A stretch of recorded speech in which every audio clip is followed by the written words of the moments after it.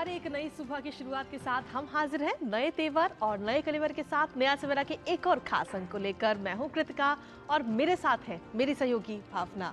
सुप्रभात कृतिका, धन्यवाद। अगले 1 घंटे में हम आपको दिखाएंगे देश और दुनिया की ताज़ा तरीन खबरें और जिन प्रमुख खबरों में नया सवेरा में आज हमारी नजर रहने वाली है वो है प्रधानमंत्री आज वर्चुअल माध्यम से विकसित भारत विकसित राजस्थान कार्यक्रम को करेंगे संबोधित और कई विकास परियोजनाएं राष्ट्र को करेंगे समर्पित। बिल्कुल, और इस वीडियो कॉन्फ्रेंसिंग के अलावा प्रधानमंत्री नरेंद्र मोदी आज हरियाणा भी पहुंचेंगे, जहां पर करीब 9,750 करोड़ रुपए की विकास परियोजनाओं की आधारशिला रखेंगे और लोकार्पण करेंगे। उस पर भी हमारी नजर लगातार बनी रहेगी। जी हाँ कृतिका, साथ ही देर रात तक किसान नेताओं और केंद्रीय मंत्रियों के बीच में चली है बैठक और बैठक काफी सकारात्मक रही है। केंद्रीय मंत्री अर्जुन मुंडा ने भी कहा है और अब अगली बैठक जो होने वाली है वो 18 फरवरी को होने वाली है।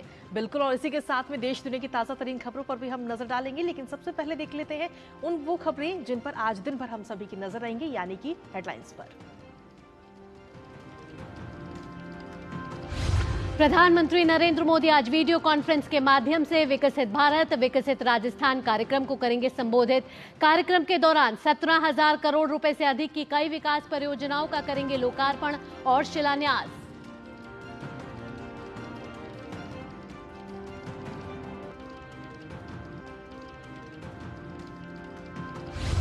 प्रधानमंत्री नरेंद्र मोदी आज हरियाणा के रेवाड़ी में 9,750 करोड़ रुपए से ज्यादा की कई विकास परियोजनाओं का करेंगे उद्घाटन और शिलान्यास। गुरुग्राम मेट्रो रेल परियोजना और एम्स रेवाड़ी की भी रखेंगे आधारशिला।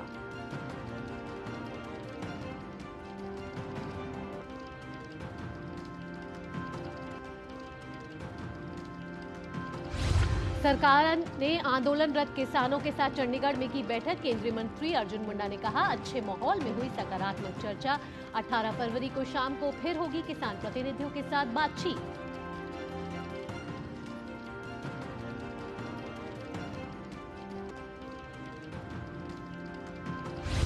दिल्ली के अलीपुर की एक केमिकल फैक्ट्री में लगी भीषण आग में 11 लोगों की हुई मौत। राहत एवं बचाव अभियान जारी, बढ़ सकती है हताहतों की संख्या। पुलिस घटना की जांच में जुटी।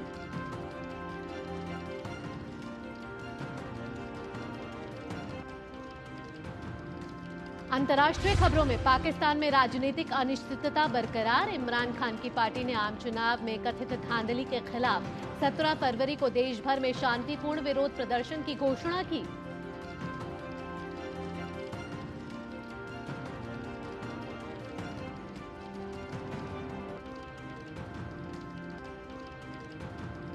खेल की खबरों में राजकोट में इंग्लैंड के खिलाफ तीसरे क्रिकेट टेस्ट मैच के पहले दिन भारतीय कप्तान रोहित शर्मा और रविंद्र जडेजा के शतकों से भारत 5 विकेट पर 326 रनों के साथ मजबूत स्थिति में।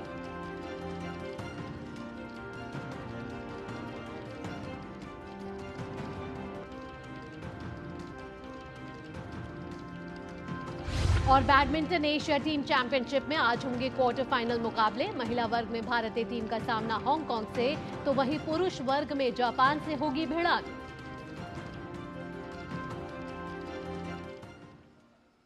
और चलिए नया सवेरा में हेडलाइंस के बाद अब आगे बढ़ते हैं और देखते हैं देश भर से कुछ खास और अहम खबरें, जिसमें आपको बता दें कि प्रधानमंत्री नरेंद्र मोदी आज वीडियो कॉन्फ्रेंसिंग के माध्यम से विकसित भारत विकसित राजस्थान कार्यक्रम को आज संबोधित करेंगे। वहीं कार्यक्रम के दौरान प्रधानमंत्री 17,000 करोड़ रुपए से अधिक की कई विकास परियोजनाओं का लोकार्पण और शिलान्यास करेंगे। ये परियोजनाएं सड़क, रेलवे, सौर ऊर्जा, विद्युत ट्रांसमिशन, पेयजल, पेट्रोलियम और प्राकृतिक गैस सहित कई महत्वपूर्ण क्षेत्रों से संबंधित है। प्रधानमंत्री राजस्थान में 5,000 करोड़ रुपए से ज्यादा की विभिन्न राष्ट्रीय राजमार्ग परियोजनाओं का भी आज उद्घाटन करेंगे। वहीं प्रधानमंत्री मोदी 8 लेन के दिल्ली मुंबई ग्रीनफील्ड एक्सप्रेसवे के 3 खंड का भी उद्घाटन करेंगे। इसके साथ ही पीएम क्षेत्र में रेल अवसंरचना को मजबूत करते हुए लगभग 2,300 करोड़ रुपए की 8 महत्वपूर्ण रेलवे परियोजनाएं राष्ट्र को समर्पित करेंगे और उनकी आधारशिला रखेंगे। वहीं प्रधानमंत्री जोधपुर में इंडियन ऑयल का एलपीजी बॉटलिंग प्लांट राष्ट्र को समर्पित करेंगे। राज्यव्यापी कार्यक्रम में विभिन्न सरकारी योजनाओं के लाखों लाभार्थी भी हिस्सा लेते हुए नजर आएंगे।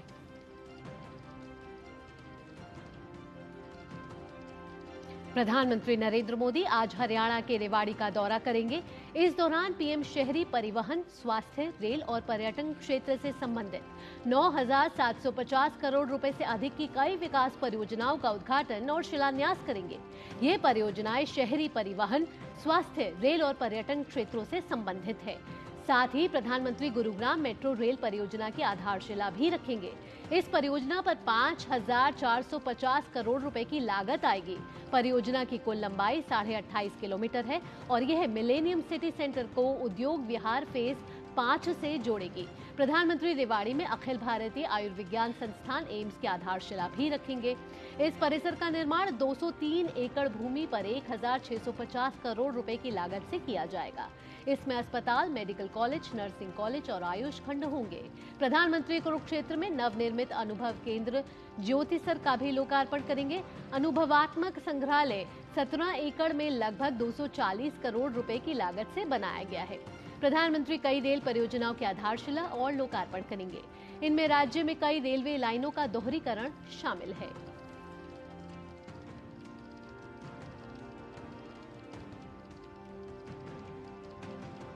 तो प्रधानमंत्री आज हरियाणा के रेवाड़ी पहुंचेंगे, जहां कई विकास परियोजनाएं वे राष्ट्र को समर्पित करेंगे। और हमारे संवाददाता राजेश राज ज्यादा जानकारी के साथ रेवाड़ी से हमारे साथ जुड़ चुके हैं। राजेश, सुप्रभात।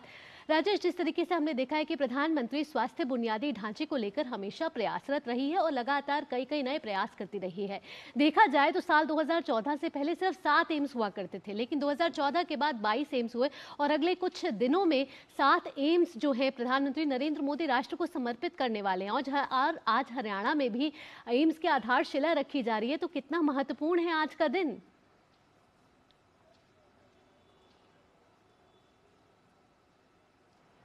देखिए, रेवाड़ी में जो एम्स की मांग है भावना, वो बहुत ही बहुप्रतीक्षित मांग है।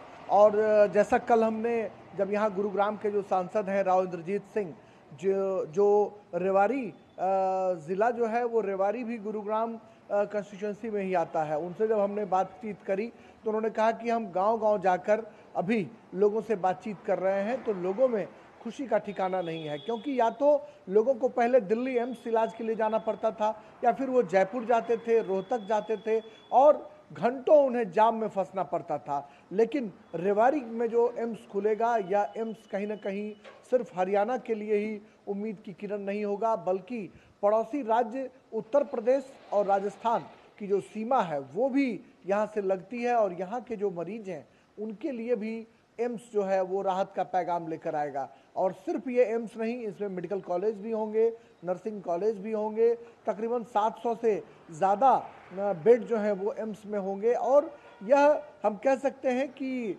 दिल्ली से सटा हुआ भले ही इलाका है, लेकिन दिल्ली पहुंचना, गुरुग्राम में जो जाम लगता है उस जैम में फंसने के बाद कई बार मरीजों की जान चली जाती है और लोग इलाज के लिए पहुंच नहीं पाते थे। ऐसे में रेवाड़ी का जो एम्स होगा, यह एम्स आम लोगों के लिए राहत का पैगाम लाएगा। और साथ ही जो उम्मीद भी व्यक्त की गई है कि 2 वर्ष में एम्स को बनाने का जो जिम्मा है वो L&T को दिया गया है कि इसे 2 साल में तैयार किया जाए, ताकि नियत समय पर प्रधानमंत्री मोदी जब कहते हैं कि हम जिस प्रोजेक्ट का शिलान्यास करते हैं उसका हम शुभारंभ भी करते हैं, और टाइम फ्रेम के साथ। आपने देखा कि संसद के लिए जो समय निर्धारित की गई उससे पहले ही संसद का शुभारंभ कर दिया गया। तो इस तरह से तमाम जो प्रोजेक्ट्स हैं प्रधानमंत्री स्वयं उसकी मॉनिटरिंग करते हैं। ऐसे में उम्मीद की जा रही है कि मात्र 2 साल में जब रेवाड़ी का एम्स बनकर तैयार होगा तो आसपास के इलाके, राजस्थान, उत्तर प्रदेश और हरियाणा के मरीजों के लिए एक बड़ा पैगाम होगा। जी राजेश, ये तो बात रही स्वास्थ्य की, लेकिन अगर आवागमन की बात करें तो कई सारी रेल परियोजनाएं भी हैं जिनकी आधारशिला आज प्रधानमंत्री रखते हुए नजर आएंगे, जो कि कहीं ना कहीं आगे आने वाले समय में लोगों के लिए काफी लाभदायक साबित होंगी।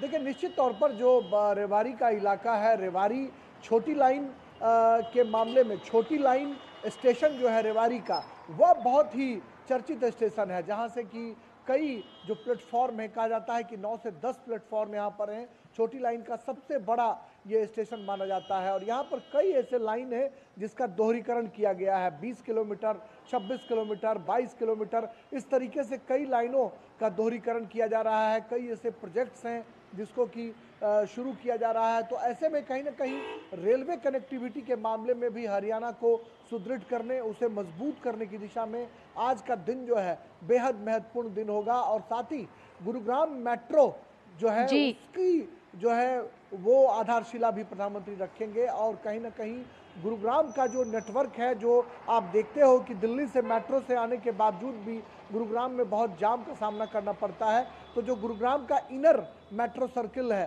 उसको मजबूत किया जाएगा। तो ऐसे में जाम की समस्या से निजात मिलेगी और गुरुग्राम के लोग आराम से एक जगह से दूसरे जगह की यात्रा कर सकेंगे। तो ऐसे में हरियाणा के लिए आज का दिन बेहद महत्वपूर्ण है, जब प्रधानमंत्री नरेंद्र मोदी यहाँ दोपहर बाद पहुंचेंगे और तमाम प्रोजेक्ट्स का शिलान्यास करेंगे, उद्घाटन करेंगे, राष्ट्र को समर्पित करेंगे। और हरियाणा जो है वो रेल नेटवर्क के मामले में मजबूत होगा, मेट्रो नेटवर्क के मामले में मजबूत होगा और एम्स का जो तोहफा दिया जा रहा है प्रधानमंत्री के द्वारा, यह कहीं ना कहीं हरियाणा के लिए आने वाले दिनों में रामबाण साबित होगा। ठीक राजेश, इन तमाम जानकारी के लिए आपका बहुत बहुत धन्यवाद। चलिए आगे बढ़ते हैं और अगले एक हफ्ते में देश में 7 एम्स का शिलान्यास और लोकार्पण होगा। इसे स्वास्थ्य के बुनियादी ढांचे में एक बड़ी पहल के रूप में देखा जा रहा है। बीते 7 दशक में महज 6 एम्स थे। बीते एक दशक में 7 एम्स का शिलान्यास और लोकार्पण हो रहा है, जिस पर 10,000 करोड़ रुपए से ज्यादा का खर्च हो रहा है। पेश है हमारी खास रिपोर्ट। स्वस्थ भारत से विकसित भारत की तरफ बढ़ते कदम के तहत अगले एक सप्ताह में पीएम मोदी करेंगे 7 नए एम्स का शिलान्यास और लोकार्पण। इस पूरे प्रोजेक्ट पर 10,000 करोड़ रुपए से ज्यादा खर्च किया जाएगा। इससे स्वास्थ्य के बुनियादी ढांचे में मजबूती मिलेगी। देश की बड़ी आबादी के लिए आजादी के 7 दशक तक महज 6 एम्स था, वहीं बीते एक दशक में 7 एम्स का शिलान्यास और लोकार्पण हो रहा है। प्रधानमंत्री मोदी शुक्रवार को हरियाणा के रेवाड़ी में एम्स का शिलान्यास करेंगे। वहीं 20 फरवरी को जम्मू एम्स को राष्ट्र को समर्पित करेंगे। पीएम मोदी 25 फरवरी को राजकोट से एक साथ 5 एम्स का लोकार्पण कर राष्ट्र को समर्पित करेंगे। ये 5 एम्स हैं गुजरात में राजकोट, पंजाब में भटिंडा, उत्तर प्रदेश में रायबरेली, पश्चिम बंगाल में कल्याणी और आंध्र प्रदेश में मंगलागिरी।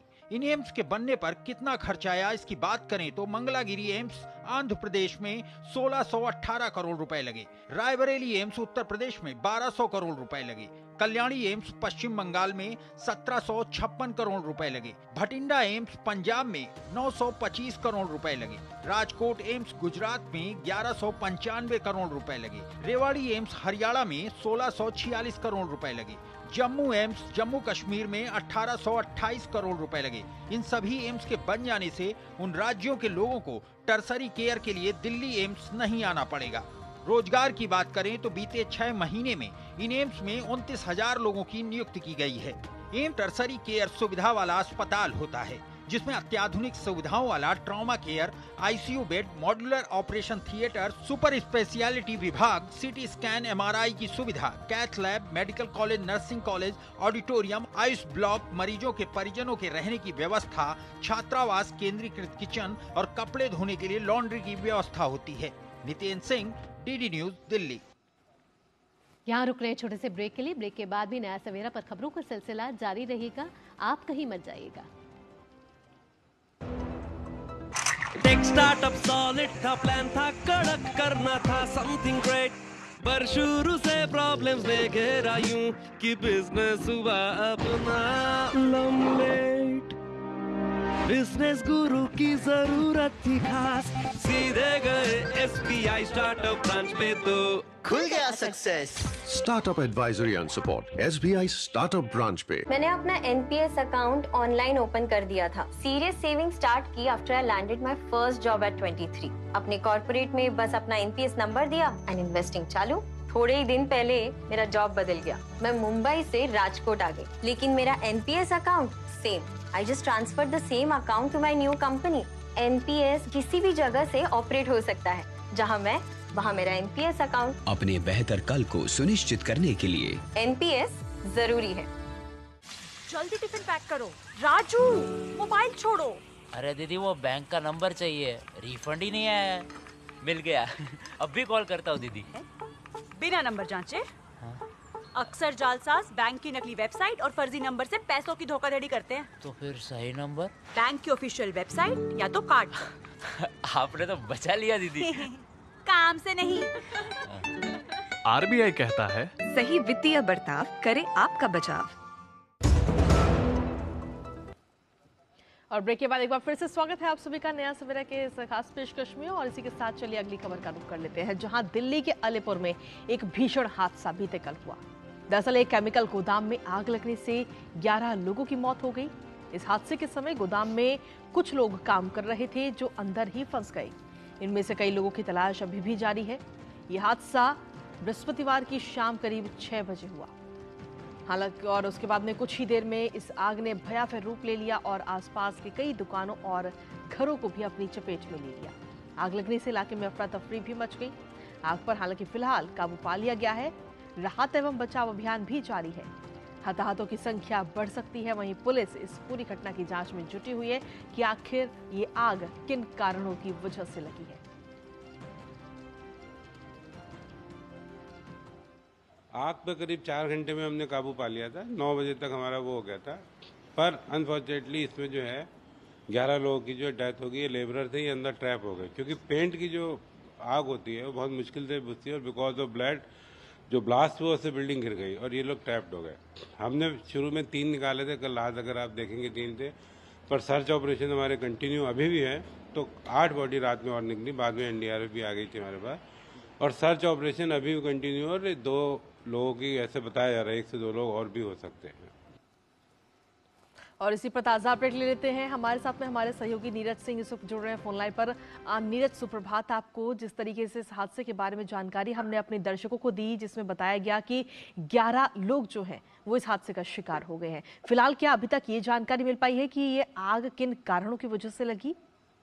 देखिए, अभी इसकी जांच चल रही है। दिल्ली पुलिस ने भी इसमें केस रजिस्टर्ड कर लिया है और जो जानकारी निकलकर सामने आई है कि आग लगने से पहले एक ब्लास्ट हुआ था और उसके बाद जो आग है वो फैली थी। चूंकि पेंट बनाने की फैक्ट्री थी और उसके साथ ही गोदाम भी शामिल था। आसपास केमिकल की फैक्ट्रियां भी थी, जिसके कारण ये आग बड़ी तेजी के साथ फैली। और जैसा कि आप सुन भी रहे थे कि जो फायर ब्रिगेड के जो अधिकारी हैं बता रहे थे कि जो पेंट का जो केमिकल है उसकी वजह से एक तो दम घुटा वहां पर जो लोग ट्रैप हुए और जो केमिकल है उनके ऊपर आ गया, जिसके कारण उनकी तत्काल कह सकते हैं कि जो मृत्यु है वो भी हो गई। 4 लोग अभी भी घायल हैं गंभीर रूप से, जिनका जो इलाज है राजा हरिश्चंद्र हॉस्पिटल है वहां पर चल रहा है। और जो रेस्क्यू ऑपरेशन है वो अभी भी चालू है।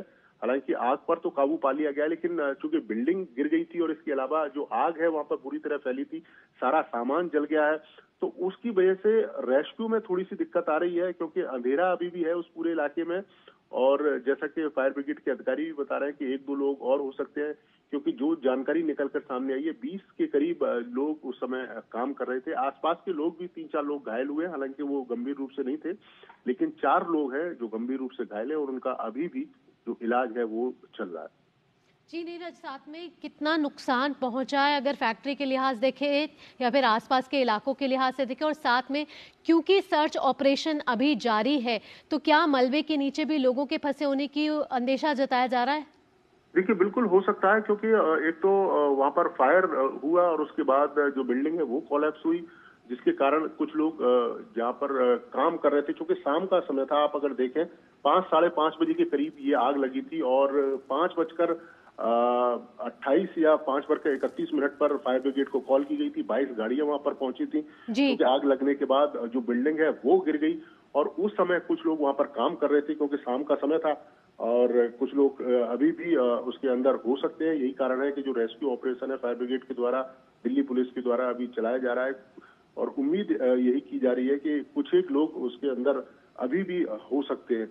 और जो गंभीर रूप से घायल हैं उनकी भी जो हालत है वो बहुत ज्यादा बेहतर नहीं है, तो मृतकों का जो आंकड़ा है वो बढ़ सकता है। और पुलिस लगातार इस मामले में आसपास भी पूछताछ कर रही है, क्योंकि कुछ चश्मदीद जो लोग हैं उनका ये कहना था कि आग लगने से पहले एक ब्लास्ट हुआ था और उसके बाद ही आग लगी थी। जी नीरज, अगर इस गोदाम के अलावा अगर आसपास की बात करें तो वहां पर किस तरीके का नुकसान हुआ है? क्योंकि जानकारी ये मिली है कि जब ये आग लगी तो 4 घंटे इस आग को पर काबू पाने में लग गए और साथ ही अगर देखा जाए तो 22 गाड़ियां फायर ब्रिगेड की वहां पर पहुंची और तब जाकर इस भीषण आग पर काबू पाया गया। देखिए, बिल्कुल, चूंकि कंजेस्टेड इलाका है, आसपास दुकानें भी थी और रिहायशी इलाका भी था।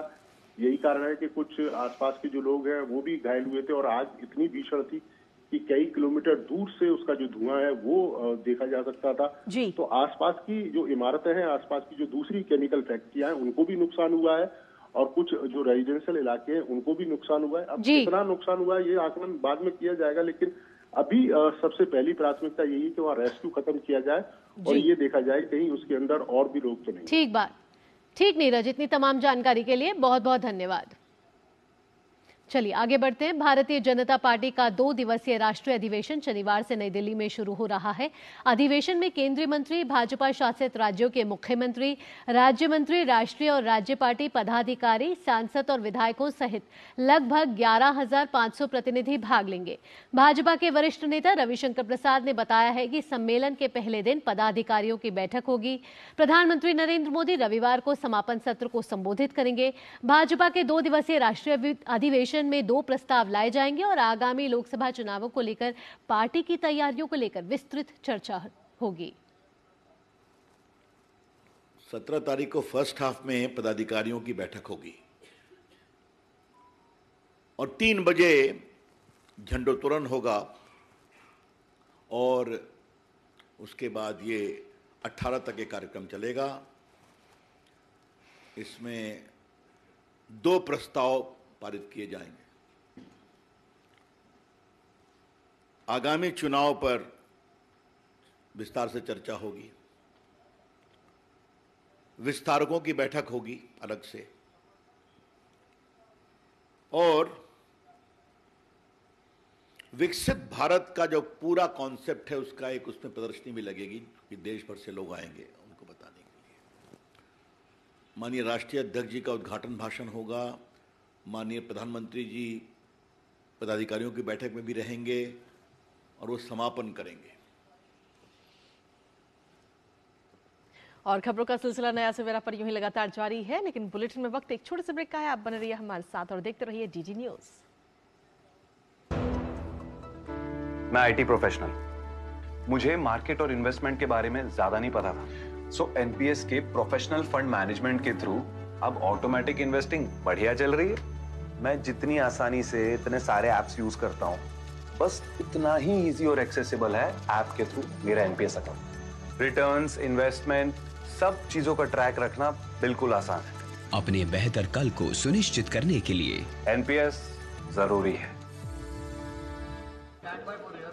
यारो, शादी तो मैं प्रीति से ही करूंगा। कॉलेज टॉप करके अच्छी सी नौकरी लूंगा, झट से प्रीति को प्रपोज कर दूंगा और फैमिली हॉलिडे स्पेन में। वाह यार, मैं तेरी प्लानिंग का बड़ा फैन। तू आज ही एसबीआई में अपना सेविंग्स अकाउंट ओपन कर ले और अपने स्पेन हॉलिडे की सेविंग शुरू कर। एसबीआई सेविंग्स अकाउंट के साथ पाइए सेफ, सिक्योर, कन्वीनियंट बैंकिंग और ग्रेट कस्टमर सर्विस। एसबीआई, देश का फैन। और ब्रेक के बाद एक बार फिर से स्वागत है आप सभी का नया सवेरा में। अब रुक करते हैं अपनी अगली खबर का, जहां आपको बता दें कि मुख्य निर्वाचन आयुक्त राजीव कुमार के नेतृत्व में निर्वाचन आयोग की टीम इस वक्त ओडिशा के दौरे पर है। लोकसभा चुनाव की तैयारियों की समीक्षा को लेकर निर्वाचन आयोग अलग अलग राज्यों का दौरा कर रहा है। निर्वाचन आयोग अपनी ओडिशा की यात्रा के साथ साथ लोकसभा चुनावों के लिए राज्यों की तैयारियों की अपनी समीक्षा फिर से शुरू कर रहा है। लोकसभा चुनावों के साथ साथ आपको बता दें कि आंध्र प्रदेश, ओडिशा, सिक्किम और अरुणाचल प्रदेश में विधानसभा चुनाव भी होने हैं। निर्वाचन आयोग उन राज्यों में तैयारियों की समीक्षा कर रहा है जहां लोकसभा और विधानसभा चुनाव एक साथ होने हैं। नया सवेरा में आगे बढ़ते हैं। 18वीं लोकसभा के निर्वाचन की तिथियों की घोषणा से संबंधित फर्जी सूचना विभिन्न सोशल मीडिया एवं अन्य प्रचार माध्यम में वायरल हो रही है। देश के निर्वाचन आयोग ने इन खबरों का खंडन किया है। निर्वाचन आयोग ने बताया है कि वायरल सूचना तथ्यहीन, भ्रामक और गलत है। निर्वाचन आयोग ने अभी तक 18वीं लोकसभा के लिए निर्वाचन की तिथियों की घोषणा नहीं की है।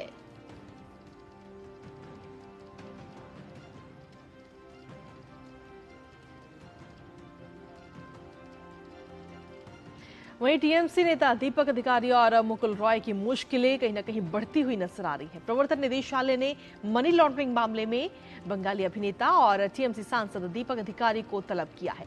ईडी ने उन्हें नई दिल्ली स्थित अपने कार्यालय में 21 फरवरी को पूछताछ के लिए बुलाया है। मवेशी तस्करी से जुड़े मनी लॉन्ड्रिंग मामले में कथित संलिप्तता को लेकर उनसे पूछताछ होगी। वहीं ईडी ने वरिष्ठ टीएमसी नेता मुकुल रॉय को चिटफंड मामले में धन की हेराफेरी की जांच के सिलसिले में 19 फरवरी को नई दिल्ली में पूछताछ के लिए बुलाया है।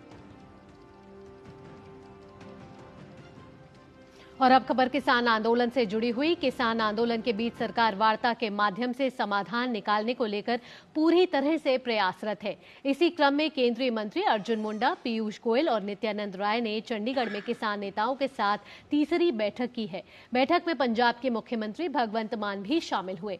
बैठक में शांति बनाए रखने पर सहमति बनी है।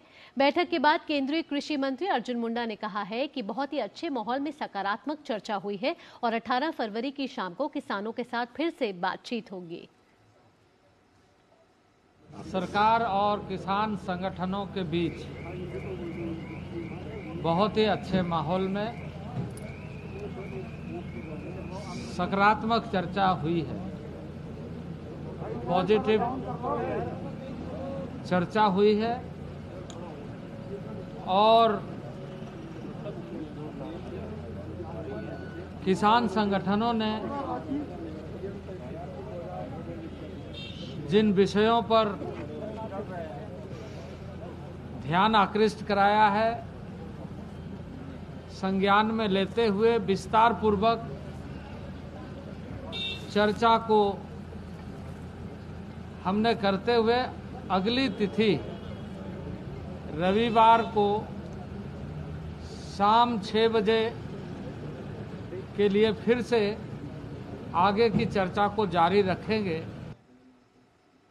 वहीं भाजपा के वरिष्ठ नेता प्रकाश जावड़ेकर ने किसानों के मुद्दे पर कांग्रेस पर तंज कसते हुए कहा कि कांग्रेस के पास बोलने के लिए कोई मुद्दा नहीं है, इसलिए वो एमएसपी को लेकर हंगामा कर रहे हैं। मोदी सरकार ने हमेशा किसानों के कल्याण के बारे में सोचा है, चाहे वो किसान सम्मान निधि योजना हो या किसानों के 50,000 करोड़ रुपए से ज्यादा के ऋण माफ करना हो।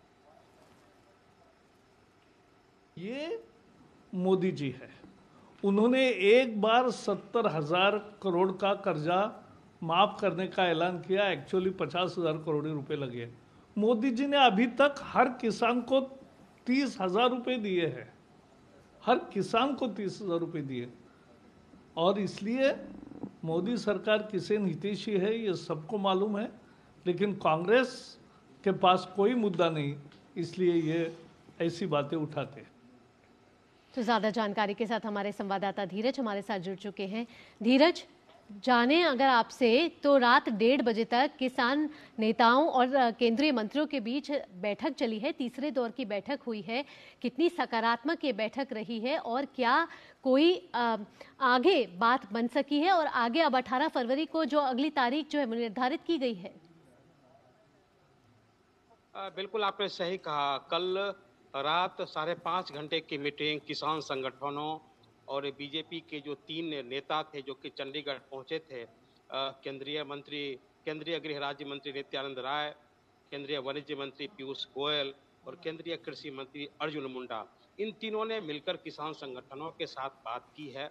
और जो बातचीत का जो निष्कर्ष निकल के आया है उसके मुताबिक जो किसानों से जो बातचीत हुई है वो सकारात्मक बातचीत हुई है। और ऐसा कहा जा रहा है कि कुल मिलाकर किसानों के साथ बातचीत एक निष्कर्ष पर निकलने की उम्मीद है और जिसका कि नतीजा हमको 18 फरवरी को शाम 6 बजे देखने को मिलेगा, जबकि एक बार फिर किसान नेता तीनों केंद्रीय मंत्री से मुलाकात करेंगे और बैठक को सफल बनाने की कोशिश करेंगे। जो खबरें निकल कर सामने आई है उसके मुताबिक कुल मिलाकर सभी मुद्दों पर किसान संगठनों के साथ सहमति बन गई है। एक जो मुद्दा है वो एमएसपी का, तो एमएसपी के मुद्दे पे अभी पूर्ण रूप से सहमति नहीं बन पाई है।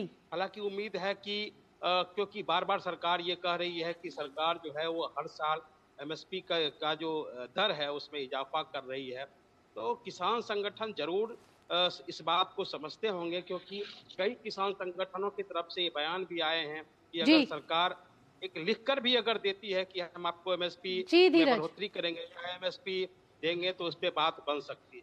ठीक, तो धीरज, आपने सही कहा कि सरकार लगातार प्रयासरत है और कोशिश कर रही है कि शांतिपूर्ण तरीके से किसान नेताओं की बात सुनी जाए और आगे कोई हल जो है या निष्कर्ष जो है वो निकाला जाए। और अब 18 फरवरी को जब अगली बैठक होगी तब उम्मीद की जा रही है कि शायद कोई एक हल तक हम पहुंच पाए। फिलहाल इन तमाम जानकारी के लिए आपका बहुत बहुत धन्यवाद।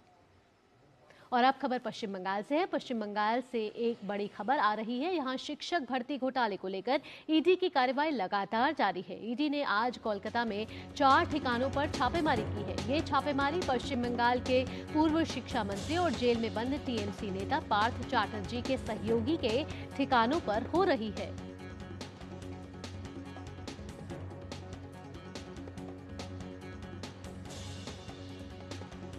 और इसी पर ताज़ा अपडेट हम ले लेते हैं। हमारे साथ में कोलकाता से हमारे संवाददाता प्रसन्नजीत इस वक्त जुड़ रहे हैं।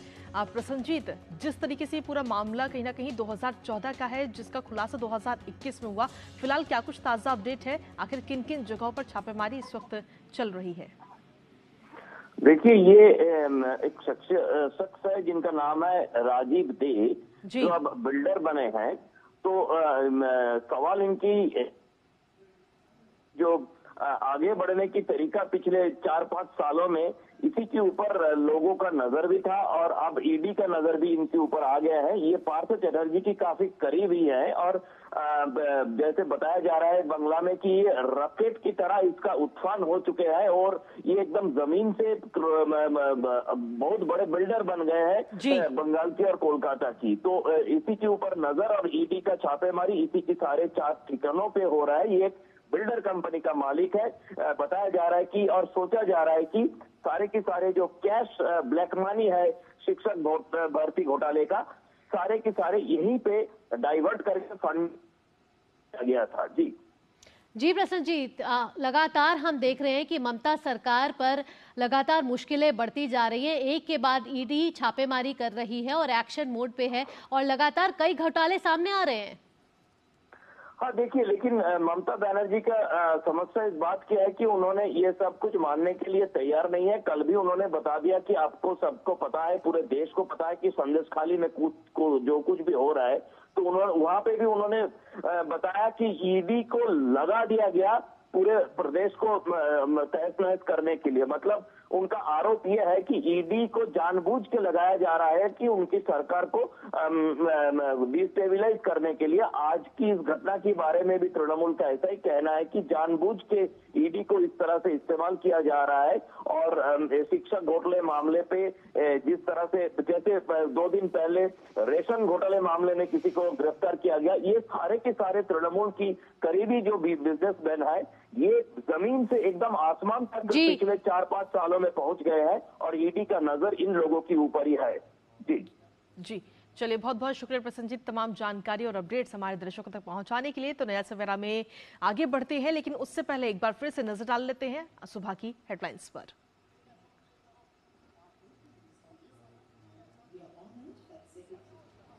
और बात करेंगे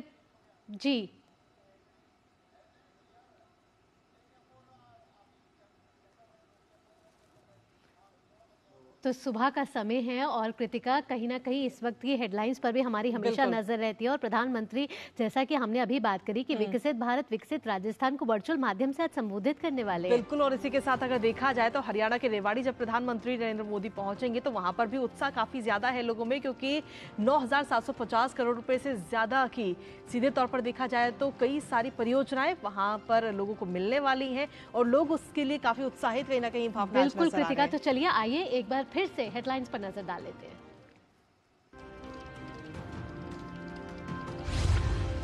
प्रधानमंत्री नरेंद्र मोदी आज वीडियो कॉन्फ्रेंसिंग के माध्यम से विकसित भारत विकसित राजस्थान कार्यक्रम को करेंगे संबोधित। कार्यक्रम के दौरान 17,000 करोड़ रुपए से ज्यादा की कई विकास परियोजनाओं का करेंगे लोकार्पण और शिलान्यास।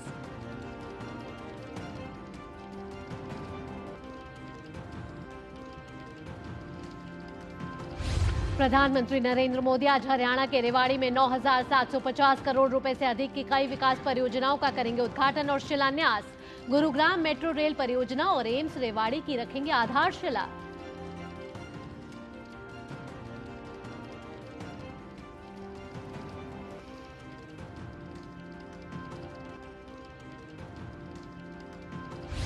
सरकार ने आंदोलनरत किसानों के साथ चंडीगढ़ में की बैठक। केंद्रीय मंत्री अर्जुन मुंडा ने कहा, अच्छे माहौल में हुई सकारात्मक चर्चा। 18 फरवरी की शाम को फिर होगी किसान प्रतिनिधियों के साथ बातचीत।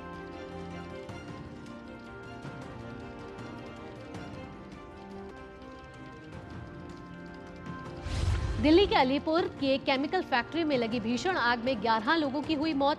राहत एवं बचाव अभियान जारी, बढ़ सकती है हताहतों की संख्या। पुलिस घटना की जांच में जुटी।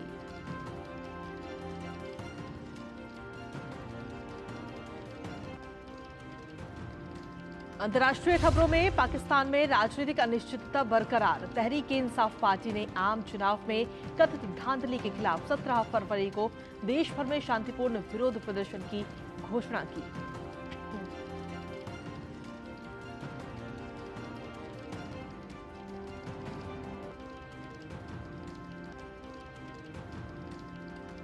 खेल की खबरों में राजकोट में इंग्लैंड के खिलाफ तीसरे क्रिकेट टेस्ट मैच के पहले दिन भारतीय कप्तान रोहित शर्मा और रविंद्र जडेजा के शतकों से भारत 5 विकेट पर 326 रन के साथ मजबूत स्थिति में।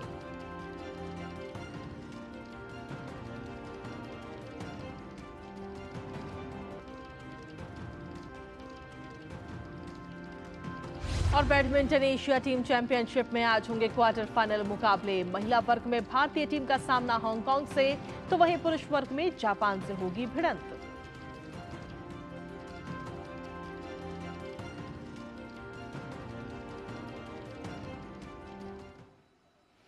नया सवेरा में वक्त हो चला एक छोटे से ब्रेक का। ब्रेक के बाद होगा हमारा खास सेगमेंट अखबारों की सुर्खियां। आप देखते रहिए डीडी न्यूज। सर, आप बहुत लकी हैं कि आपके बेटे ने हेल्थ इंश्योरेंस और बाकी सारी फॉर्मेलिटीज टाइम से पूरी कर दी है। अब आप घर जा सकते हैं। मेरा बेटा? तो फिर आप? पॉलिसी बाजार। क्लेम के टाइम पे हमेशा आपकी हेल्प को तैयार। पॉलिसी बाजार, 1 करोड़ का हेल्थ इंश्योरेंस सिर्फ 390 रुपए महीने से शुरू। भोला जी, पार्सल नहीं आएगा, टेंशन मत लो, रिफंड ले लो। हाँ, बस सोशल मीडिया पे अपना बैंक अकाउंट और फोन नंबर डाल दो। यूपीआई कहता है सोशल मीडिया पे बैंक डिटेल्स और फोन नंबर ना डालें। अपने पैसों का खुद ख्याल रखें। बहन, हाँ? और कितना कलेश करोगी? आप भी ये जानकारी शेयर करें और अपने आसपास के भोले को इनसे बचाएं।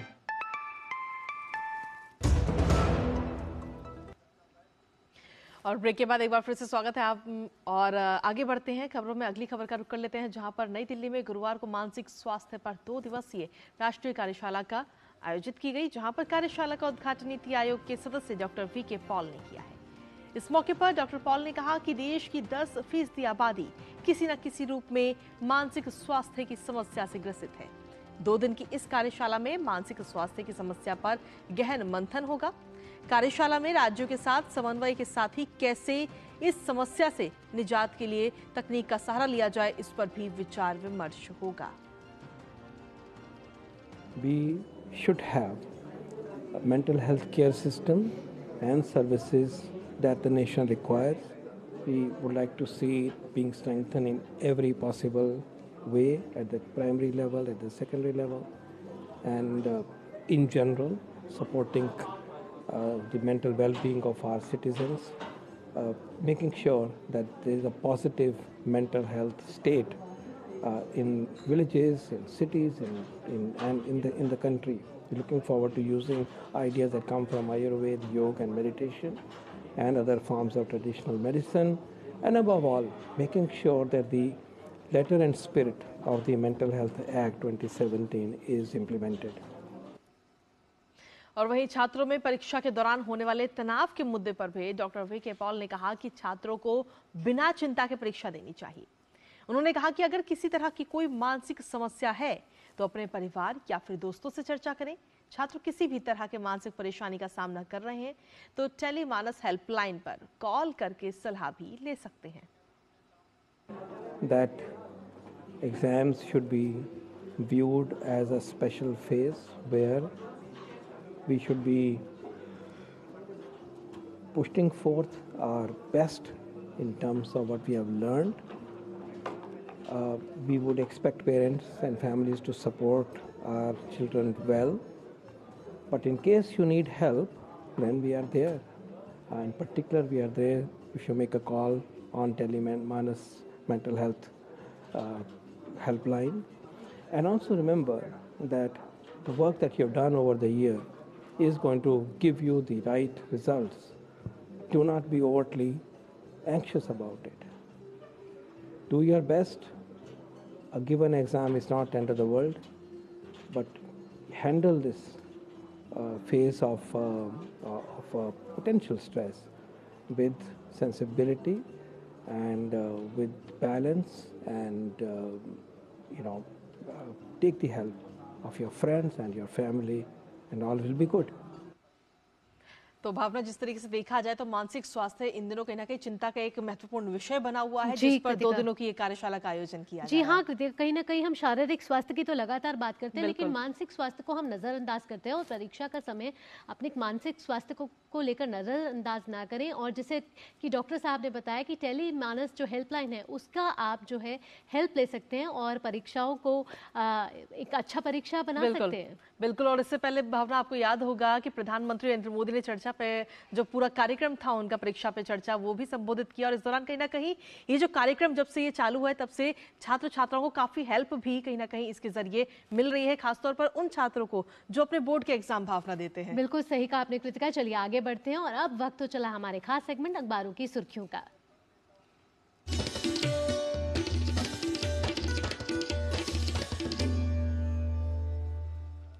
और चलिए सीधा रुक करते हैं इस वक्त डीडी न्यूज रूम का, जहां पर हमारी सहयोगी संध्या शर्मा इस वक्त मौजूद है ढेर सारी खबरों को लेकर के जो आज अखबारों में प्रकाशित हुई हैं। संध्या जी कृतिका, अखबारों के खबरों की शुरुआत करते हैं। भारत खाड़ी देश के साथ सहयोग बढ़ाने के लिए तत्पर, इस खबर के साथ। दरअसल आपको बता दें कि प्रधानमंत्री नरेंद्र मोदी की कल कतर यात्रा संपन्न हुई और इस दौरान उन्होंने कहा कि भारत व्यापार, निवेश, प्रौद्योगिकी और संस्कृति जैसे प्रमुख क्षेत्रों में खाड़ी देश के साथ सहयोग बढ़ाने के लिए तत्पर है। उन्होंने अपने एक आधिकारिक एक्स पर वीडियो भी साझा किया और इस दौरान उन्होंने कहा कि कतर की मेरी यात्रा से भारत कतर संबंधों में एक नया आयाम जुड़ा है। तो इस खबर को आज सभी अखबारों ने लिया है। अगली खबर अमेरिका से है। जी हां, भारत हमारा सबसे बड़ा साझेदार, ये बात कही है अमेरिका के प्रशासन ने, और ये भी कहा है कि नई दिल्ली के साथ अरबों डॉलर के जलवायु बुनियादी ढांचे को कर रहे हैं विकसित। तो ये भी एक महत्वपूर्ण खबर जिसे आज राष्ट्रीय सहारा अखबार ने अपने देश पेज पर ली है। एक और खबर की बात करें तो यह है समुद्री क्षेत्र में किस तरह से भारत की शक्ति बढ़ रही है, उससे जुड़ी हुई खबर। दरअसल नौसेना प्रमुख ने कहा है कि समुद्री क्षेत्र में भारत बनेगा बड़ी शक्ति। तो इस खबर को भी आज प्रमुखता के साथ अखबार ने लिया है। दरअसल नेशनल मैरीटाइम फाउंडेशन द्वारा एक कार्यक्रम को आयोजित करते हुए नौसेना प्रमुख बोल रहे थे। और एक और खबर की बात करें तो ये है दोहा से जुड़ी हुई। दरअसल अकबर की मां पढ़ा करती थी रामायण, दोहा के म्यूजियम में आज भी वो कॉपी रखी हुई है।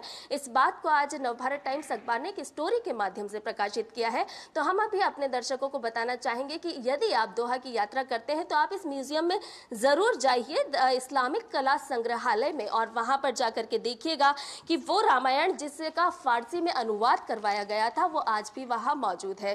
तो एक बड़ी ही रोचक खबर। और इसके अलावा अर्थ जागरण पेज पर आज खबर ली गई है, उसमें बताया है कि लाल सागर संकट के बावजूद निर्यात बढ़ा है। और इस निर्यात के बढ़ने की वजह क्या है, तो वाणिज्यिक सचिव ने ये बात कही है कि हमारे निर्यात बास्केट में कई सारे नए उत्पाद जोड़े गए हैं जिसकी वजह से निर्यात बढ़ा है। उन्होंने बताया कि भारत बहुमूल्य रत्न का दुनिया का सबसे बड़ा निर्यातक बन चुका है। तो ये भी एक अच्छी खबर है। और चलते चलते बात कर लेते हैं पश्चिम बंगाल की जादवपुर लोकसभा सीट से जुड़ी हुई। दरअसल यहाँ से मिमी चक्रवर्ती सांसद हैं और उन्होंने कल पश्चिम बंगाल की मुख्यमंत्री ममता बनर्जी को अपना इस्तीफा सौंप दिया है। इसके साथ उन्होंने ये कहा कि मेरा मानना है कि राजनीति मेरे लिए नहीं है। अब इसके क्या कुछ कारण है इस्तीफा देने के, वो आगे बाद में पता चलेंगे, लेकिन फिलहाल मिमी चक्रवर्ती ने अपने संसदीय क्षेत्र से अपने बतौर सांसद होने से इस्तीफा दे दिया है। तो संध्या, इतने कम समय में मुख्य खबरें और रोचक खबरें दोनों प्रस्तुत करने के लिए अखबारों में जो आज प्रकाशित हुई हैं, आपका बहुत बहुत धन्यवाद। और इसी के साथ चलिए अब नया सवेरा में आगे बढ़ते हैं और अब देखते हैं दुनिया भर की कुछ खास खबरें फटाफट अंदाज में।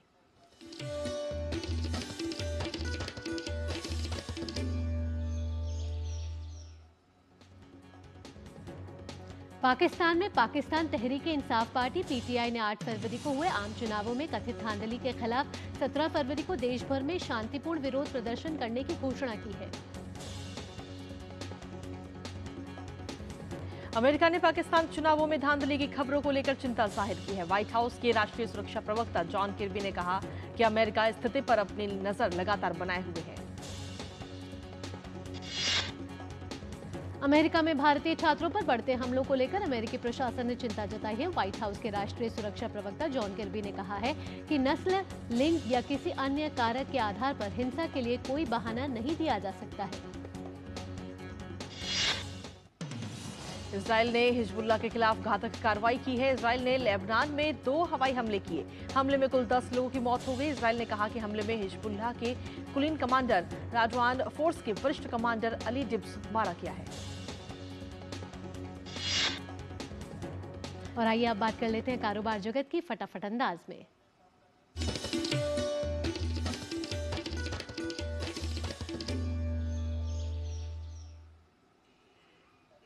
रिजर्व बैंक ऑफ इंडिया की ओर से बड़ी कार्ड कंपनियां वीजा और मास्टर कार्ड पर थर्ड पार्टी ऐप के जरिए मनी ट्रांसफर और रेंट पेमेंट जैसे B2B लेनदेन पर रोक लगा दी है।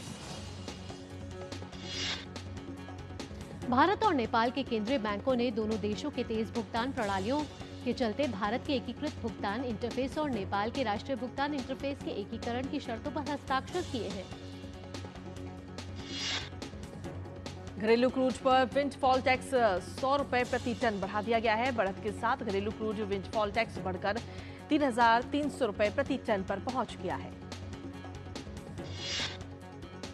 केंद्रीय कोयला मंत्रालय हैदराबाद में एक उद्योग संवाद की मेजबानी करेगा। उसका उद्देश्य देश भर में कोयला गैसीकरण परियोजनाओं के विकास में तेजी लाना है। एक रिपोर्ट में कहा गया है कि भारत में समग्र खाद्य सेवा बाजार 8 से 12% की औसत वार्षिक वृद्धि दर से बढ़ते हुए 2028 तक $100 अरब से अधिक होने की संभावना है।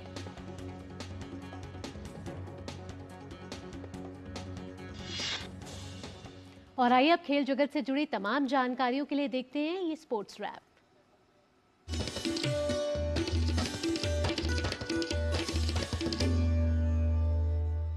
और स्पोर्ट्स रैप की शुरुआत करते हैं जो खेल से जुड़ी जानकारियां देता है। और आपको बता दें कि स्पोर्ट्स रैप में आज हम दिखाने वाले हैं कि कैसे बैडमिंटन चैंपियनशिप में आज जो भारत की जो जोड़ी है वो हांगकांग से भिड़ेगी। साथ ही अगर पुरुष एकल की बात की जाए तो वहां पर भी प्रतिस्पर्धा में आज जो भारत है वो हिस्सा लेने वाला है। और अगर क्रिकेट की बात करें तो क्रिकेट में भी जिस तरीके से क्रिकेट में लगातार हमारा बेहतरीन प्रदर्शन जारी है। बैडमिंटन एशिया टीम चैंपियनशिप में आज क्वार्टर फाइनल मुकाबले आयोजित होंगे, जहां भारतीय महिला टीम का सामना हांगकांग से होगा, तो वहीं पुरुष वर्ग में भारतीय दल जापान से भिड़ेगा। गौरतलब है कि भारतीय महिला टीम ने बुधवार को ग्रुप चरण के मुकाबले में प्रबल दावेदार चीन को 3-2 से अपसेट कर 6 साल के बाद बैडमिंटन एशिया टीम चैंपियनशिप के क्वार्टर फाइनल में प्रवेश किया है। क्वार्टर फाइनल मुकाबले में भारतीय टीम को एक बार फिर से पीवी सिंधु से शानदार प्रदर्शन की उम्मीद रहेगी।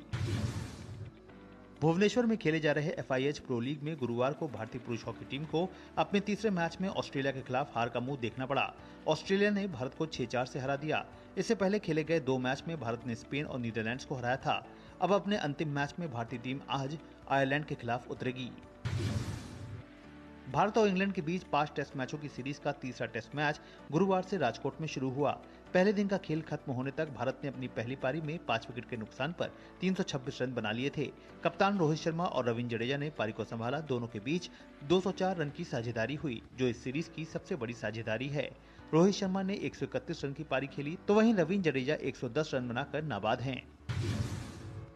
पाकिस्तान के तेज गेंदबाज हारिस रऊफ को ऑस्ट्रेलिया के खिलाफ टेस्ट सीरीज से नाम वापस लेने की बड़ी सजा मिली है। पीसीबी ने उनका सेंट्रल कॉन्ट्रैक्ट रद्द कर दिया है। साथ ही विदेशी लीग में खेलने के लिए उन्हें 20 जून 2024 तक एनओसी भी नहीं दिया गया है। दोहा में चल रही विश्व एक्वेटिक चैंपियनशिप में चीन के तैराक पेन हानले ने दिखाया दम। 100 मीटर फ्री स्टाइल में जीता स्वर्ण पदक। यूरोपा लीग में फेनोर्ड और रोमा के बीच खेला गया मुकाबला 1-1 से ड्रॉ रहा। रोमा की ओर से रोमेलू लुकाकू ने किया गोल। रोमेलू लुकाकू का पिछले 18 यूरोपा लीग में ये 21वां गोल रहा। मुकाबले में हेडर के जरिए लुकाकू ने किया गोल। यूरोपा लीग में ही एसी मिलान ने नॉकआउट चरण के प्लेऑफ में रेनिस की टीम को 3-0 से शिकस्त दी। मीडिया रिपोर्ट से आ रही खबरों के अनुसार फ्रांस के स्ट्राइकर काइले एम्बापे इस सीजन के खत्म होने के बाद पीएसजी क्लब को छोड़ सकते हैं। कोरिया फुटबॉल एसोसिएशन की सलाहकार समिति ने प्रमुख कोच यर्गन क्लिंसमैन को पद से हटाने की अनुशंसा की है। एशियन कप के सेमीफाइनल से बाहर होने के बाद क्लिंसमैन की आलोचना की जा रही है। क्रिस्टल पैलेस के मैनेजर रॉय हॉजसन मैदान में प्रैक्टिस सेशन के दौरान पड़ गए बीमार, अस्पताल में हुए भर्ती। हॉजसन की हालत फिलहाल संतोषजनक। अर्जेंटीना ओपन में ब्रिटेन के नंबर 1 टेनिस खिलाड़ी कैमरन नोरी को लगा तगड़ा झटका। अंतिम 16 में अर्जेंटीना के फेडरिको कोरिया ने दी मात। कतर ओपन में पोलैंड की ईगा श्वांतक आज खेलेंगी सेमीफाइनल मुकाबला। अंतिम 4 में कैरोलिना प्लिस्कोवा से होगा सामना। वहीं रूस की एलिना रायबाकिना भी आज सेमीफाइनल मुकाबला खेलने उतरेंगी। सेमीफाइनल में हमवतन खिलाड़ी अनस्तासिया पेवलिचुनकोवा से होगी भिड़ंत। Sports desk, DD news. और चलिए स्पोर्ट्स रैप के बाद अब देख लेते हैं खबरें सिने जगत से यानी ग्लैमर वर्ल्ड से फटाफट अंदाज में।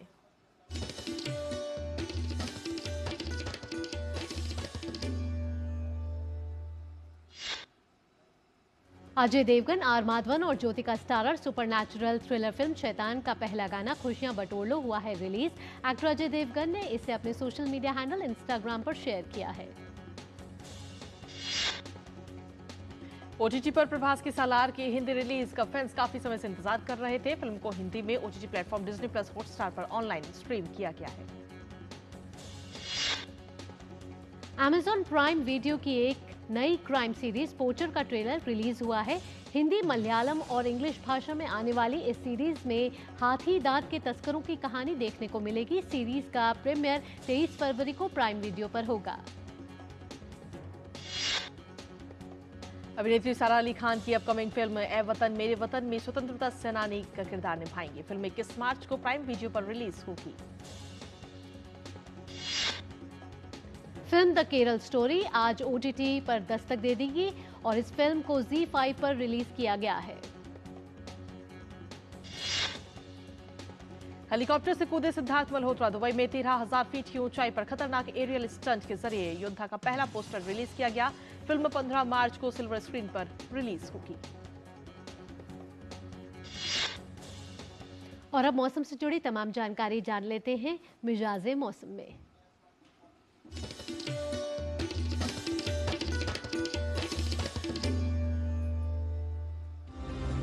मौसम विभाग के अनुसार आज रात से एक बार फिर उत्तर भारत के राज्यों में पश्चिमी विक्षोभ की सक्रियता बनने वाली है। मौसम विभाग के अनुमान के मुताबिक यह सक्रियता 3 से 4 दिनों तक बनी रह सकती है।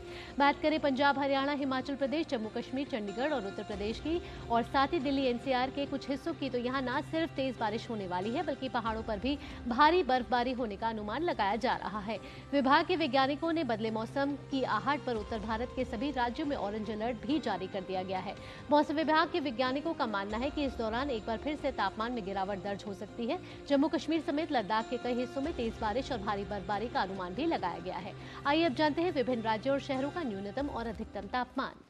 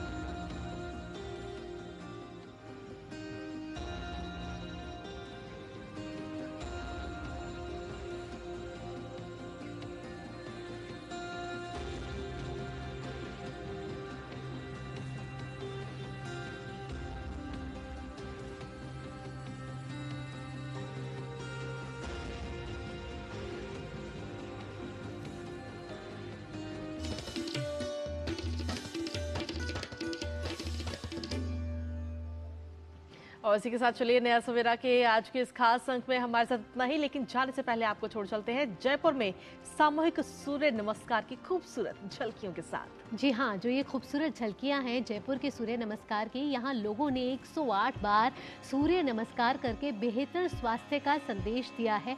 और सुबह सुबह का वक्त है, आप भी व्यायाम कीजिए, आपका दिन मंगलमय हो। शुभकामनाएं के साथ मुझे, कृतिका और हमारी नया सवेरा की पूरी टीम को दीजिए अनुमति। नमस्कार।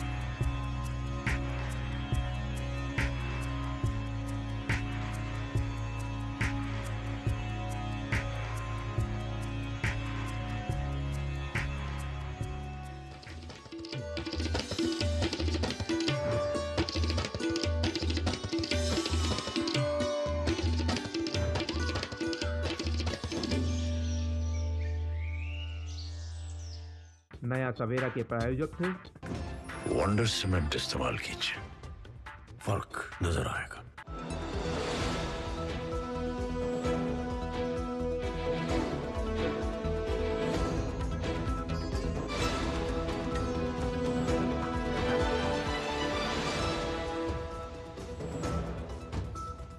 हेपेटाइटिस एक प्रकार का संक्रमण है जो जिगर को प्रभावित करता है। आमतौर पर इस रोग के कारण जिगर में सूजन आ जाती है और जिगर की कार्य क्षमता प्रभावित होती है। हेपेटाइटिस होने का प्रमुख कारण वायरस का संक्रमण होता है। वायरल हेपेटाइटिस के 5 वायरस हैं, A, B, C, D और E। तो जो 4 प्रमुख वायरस हैं A, B, C और E होते हैं। A और E होते हैं हमारे पानी और गंदे खाने की द्वारा। तो इनको हमें अगर रोकना है तो सबसे ज़्यादा ज़रूरी है कि हम अपने खान पान की शैली का बहुत ध्यान रखें। कहीं से भी खाना ना खाएं जो बाहर, अगर हमें कोई भी शंका होती है खाना यहाँ पे हमें साफ़ नहीं मिलेगा। इस तरह से पानी जो है, तो दूषित पानी अगर कहीं है तो उस पानी को साफ़ करके पीने की आवश्यकता है। तो A और E कम होगा आपका जब अपने खान पान और पानी का ध्यान रखेंगे। वहीं हेपेटाइटिस B, C और D HIV की ही तरह संक्रमित रक्त और शरीर के संक्रमित द्रवों से फैलते हैं। ये संक्रमित खून चढ़ाने से, संक्रमित सुई या सिरिंज के प्रयोग से, असुरक्षित यौन संबंध से, हेपेटाइटिस संक्रमित मां से शिशु को हो सकते हैं। हेपेटाइटिस सी के लिए अभी तक कोई वैक्सीन नहीं बनी, पर इसे प्रिवेंट किया जा सकता है। हेपेटाइटिस सी भी बी की तरह ही होता है। खून की आवश्यकता है तो कहीं साफ जगह से खून का बंदोबस्त करें, जो ब्लड बैंक रिकॉग्नाइज हो, टेस्टिंग होती हो, खराब सुइयों या पुरानी सुइयों का इस्तेमाल ना करा जाए इंजेक्शन लगाने के लिए। तो ये 2 चीज़ें हैं जिनको आपको ध्यान देना पड़ेगा हेपेटाइटिस से बचने के लिए। अगर सी हो गया है तो हमारी सरकार ने भी इसका इलाज का बहुत अच्छा बंदोबस्त किया है। अब सारा इलाज, दवाइयाँ, जांच मुफ्त हैं सरकारी अस्पतालों में। सी है तो घबराए ना, अस्पताल में जाएं, अपने डॉक्टर और विशेषज्ञ से सलाह लीजिए। हेपेटाइटिस रोग होने पर व्यक्ति में पीलिया, बुखार, भूख कम लगना, पेशाब का रंग गहरा होना, उल्टी, कमजोरी और पेट में दर्द जैसे लक्षण हो सकते हैं। हेपेटाइटिस एक्यूट और क्रॉनिक हो सकता है। क्रॉनिक हेपेटाइटिस मुख्य रूप से लिवर को अधिक प्रभावित करता है और इसके परिणाम गंभीर होते हैं। विश्व स्वास्थ्य संगठन के अनुसार क्रॉनिक हेपेटाइटिस बी से संक्रमित लगभग 25% लोगों को जिगर में सिरोसिस होने का खतरा होता है या लिवर कैंसर हो सकता है। अब बात करते हैं हेपेटाइटिस बी की। ये आपको बीमारी आती है जब आप कोई कहीं से गंदा खून चढ़ जाता है या कोई सुई, और सबसे मुख्य कारण जो आजकल हमारे देश में है, माता से अपने बच्चे को transmission, mother to child transmission कहते हैं। और हेपेटाइटिस बी के बारे में सबसे अच्छी बात अगर हम ये कहें, वैक्सीन अवेलेबल है हमारे पास, और ये हमारी सरकार हमारे छोटे नवजात शिशुओं को बिल्कुल फ्री ऑफ द कॉस्ट लगा रही है। तो आप अपने नवजात शिशुओं को आप वैक्सीन लगवाएं और इस बीमारी से बचाएं। और ये वैक्सीन बहुत ही इफ़ेक्टिव वैक्सीन है और बहुत ही सेफ है। तो इस बारे में कोई आशंका नहीं करिए। अगर आप बड़े भी हो गए हैं, आपने नहीं ली वैक्सीन, तो अपना टेस्ट कराएं, HbA1c नेगेटिव है तो वैक्सीनेशन करवाइए। साफ सफाई का ध्यान रखकर हेपेटाइटिस ए और हेपेटाइटिस ई के संक्रमण के खतरे को कम किया जा सकता है।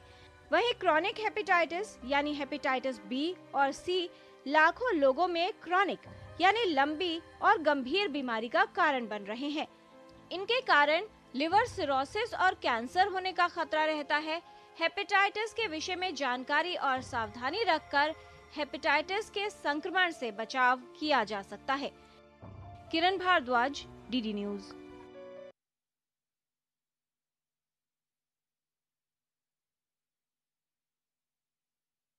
भारत की प्रगति में सबसे बड़ा योगदान देश के अन्नदाता का है। देश के अन्नदाताओं के लिए मोदी सरकार ने पहले ही दिन से